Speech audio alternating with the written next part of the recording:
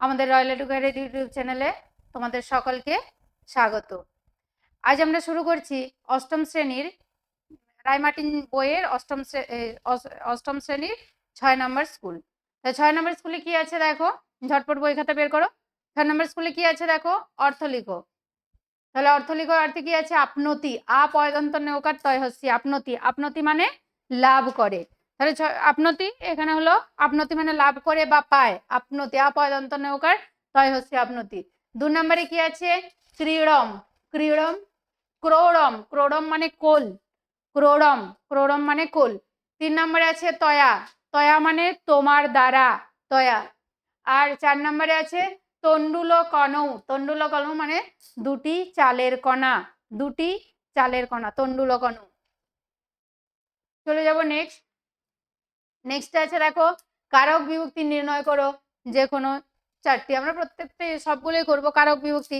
এবারে কারক বিভক্তি আমাদের পড়া হয়েছে, আমরা জানি প্রথমে কি বই করতে হবে, প্রথমে বিভক্তি।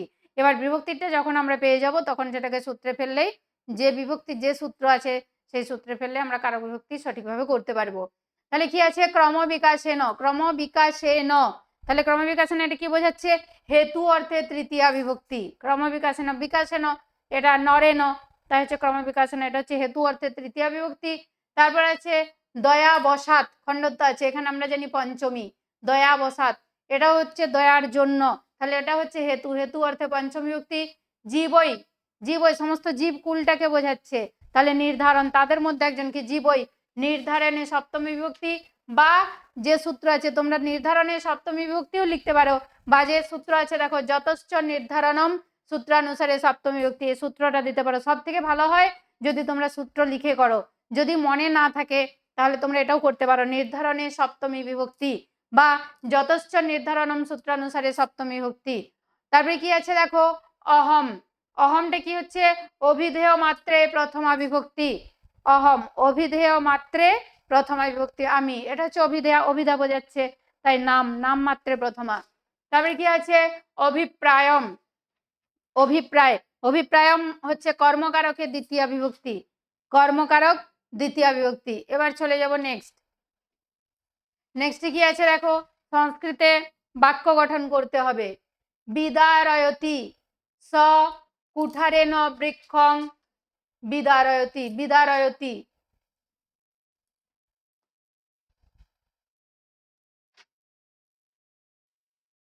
এটা ভুল আছে একটু, বিদারয়তি করবে।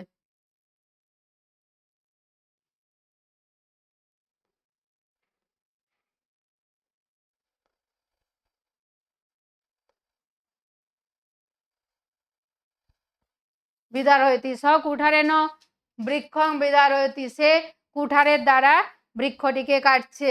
তারপরে দেখো আছে বিদায়, ছাত্রা বিদায়ং গৃহীতা গৃহং গচ্ছন্তি, ছাত্র বিদায় নিয়ে গৃহ বাড়ি গেল, ছাত্রেরা, ছাত্রেরা বিদায় নিয়ে বাড়ি গেল, ছাত্রা আছে যেহেতু বহু বচন। তারপরে দেখো উন, স ঊনবিংশতি বর্ষীয় বালক, স ঊনবিংশতি বর্ষীয় বালক। তারপরে কি আছে, সম্মোহ, ক্রোধাৎ সম্মোহ ভবতি, ক্রোধ থেকে সম্মোহ হয়, ক্রোধাৎ সম্মোহ ভবতি, বাক্য গঠন হলো। এবার দেখো নেক্সট, নেক্সট কি আছে, প্রকৃত প্রত্যয়, প্রকৃতি প্রত্যয় নির্ণয় করো। প্রকৃতি প্রত্যয় কি আছে, জাতম, আমরা আগের ক্লাসেও বলেছি, বারবার বলেছি, প্রকৃতি প্রত্যয় হলো কোন ধাতুরূপ থেকে শব্দটা উৎপন্ন হচ্ছে সেটা বের করা। তাহলে জাতম, জাতম হচ্ছে জন ধাতু থেকে, জন, জন যোগ ত সমান জাতম। 2 নম্বরে আছে অবলম্ব, অব যোগ লম্ব, অবপূর্বক লম্ব যোগ ল্যাপ, তাহলে অবপূর্বক এখানে কেন হলো, কারণ অবটা হচ্ছে একটা উপসর্গ। আমরা প্রত্যেকেই জানি উপসর্গ 20টি, সেই 20টি উপসর্গের মধ্যে যদি কোনো বাক্যে থাকে বা শব্দে থাকে তাহলে সেই উপসর্গ আগে দিতে হবে, তারপর আমরা ধাতুরূপটা বের করব। তাহলে এখানে যেহেতু অব আছে, তাহলে 20টি উপসর্গ কি, প্র পরা অপসম, নি অব অনুনির, দূর বি অধিসু, উৎপরি প্রতি অভি, অতি অপি উপ আ, তাহলে এখানে অব আছে, তাহলে অবটা হচ্ছে উপসর্গ, তাহলে অব পূর্বক লম্ব যোগ ল্যাপ সমান অবলম্ব। দৃষ্টা, দৃশ, তাহলে এটা ধাতুরূপ কোথা থেকে উৎপন্ন হয়েছে, দৃশ, দৃশ যোগ তাচ সমান দৃষ্টা। আচ্ছারে কি আছে, অধাবত, ধাপ যোগ লং, লঙ্গে আছে, লঙ্গের সূত্র, লঙ্গের প্রথম পুরুষ এক বচনের সূত্র আছে অধাবত, তাহলে ধাপ যোগ লং।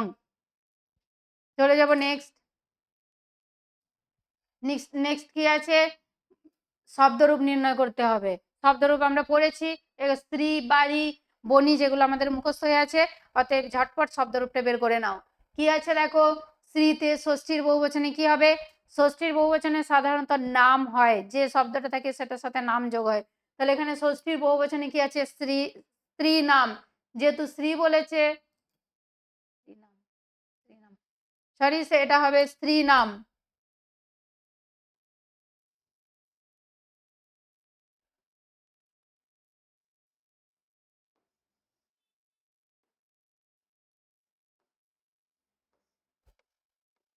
স্ত্রী নাম, স্ত্রী আছে যেহেতু স্ত্রী নাম হবে, ওটা স্ত্রী নাম হবে না। তারপরে দেখো কি আছে, বাড়ি, তৃতীয়ার বহুবচন বাড়ি ভি। বাড়ি শব্দের তৃতীয়ার বহুবচন হচ্ছে বাড়ি ভি। তারপরে কি আছে, বণিজ, বণিজ শব্দের ষষ্ঠীর দ্বিবচন বণিজ। বিসর্গ আছে, ব মূর্ধন্য হস্তি বর্গের জয় ওকার, বণিজ ষষ্ঠীর দ্বিবচন। চলে যাব নেক্সট।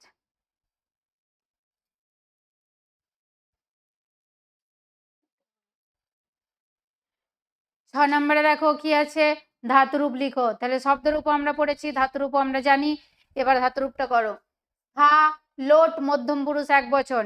আমরা লোটের সূত্র জানি, সেই সূত্রে মধ্যম পুরুষ এক বচনটা বের করলেই আমরা স্থার ধাতুরূপটা বের করে নিতে পারবো। তাহলে কি আছে, স্থা লোট মধ্যম পুরুষ এক বচনে আছে তিষ্ঠ।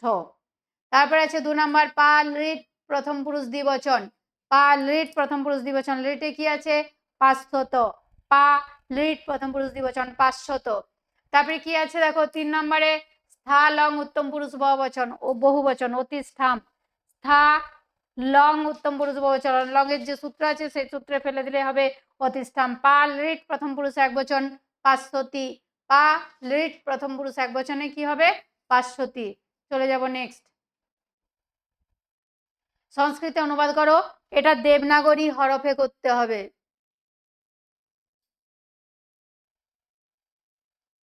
দেবনাগরী হরফে আছে, কি আছে, সেই মুহূর্তে ইঁদুরটি বিড়াল হয়েছিল। তসমিন ক্ষণে মুশিক বিড়াল অভবৎ। দেবনাগরী হরফে করতে হবে।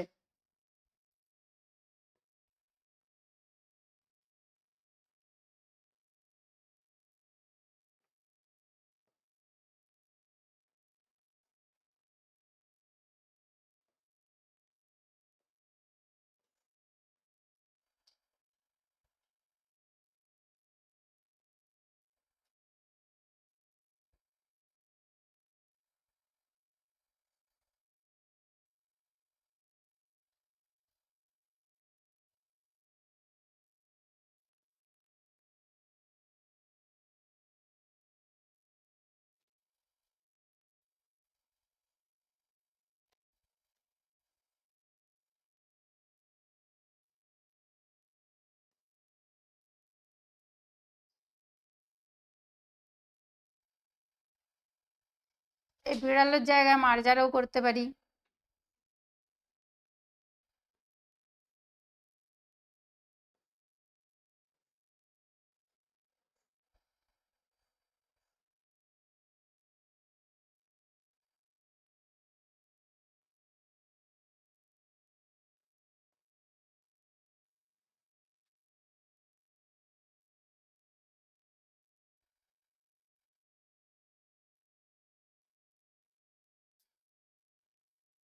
তাহলে দেবনাগরী হরফে কি হলো, তসমিন ক্ষণে মুশিক মার্জারও অভবৎ।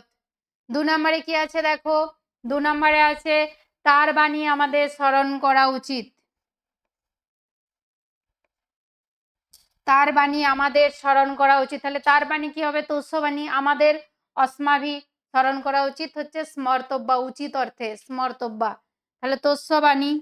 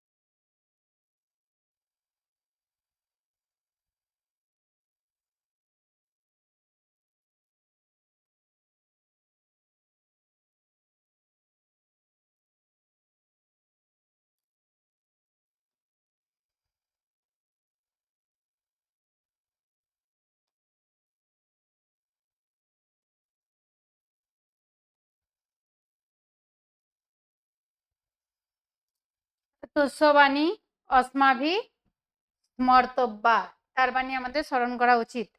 3 নম্বরে কি আছে দেখো, 3 নম্বরে আছে প্রাণবায়ু ছাড়া মানুষেরা বাঁচতে পারে না। প্রাণবায়ু ছাড়া মানুষেরা বাঁচতে পারে না, তাহলে কি হবে? প্রাণবায়ু ছাড়া, ওটা হবে সংস্কৃত প্রাণবায়ু বিনা, মানুষেরা কি হবে? মানবা, বাঁচতে পারে না। জীবিতুং ন শক্নুবন্তি, বাঁচতে পারে না শক্নুবন্তি, যেহেতু মানুষেরা আছে তাই বহু বচনের রূপ হয়েছে শক্নুবন্তি।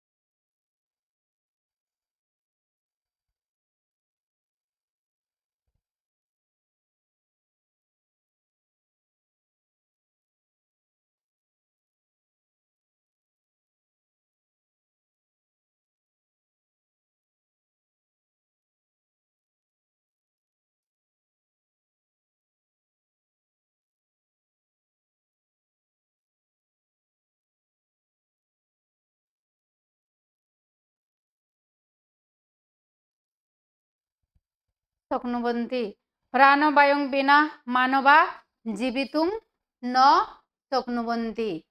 এই হলো আমাদের রায়মার্টিনের সংস্কৃতের যে ষষ্ঠ স্কুল আছে সেই স্কুলের অনুশীলনীর অ্যান্সার, প্রশ্নের অ্যান্সার।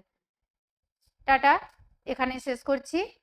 আর আমার পড়ানো যদি তোমাদের ভালো লেগে থাকে তাহলে তোমরা অবশ্যই লাইক, কমেন্ট এবং শেয়ার করে দিও।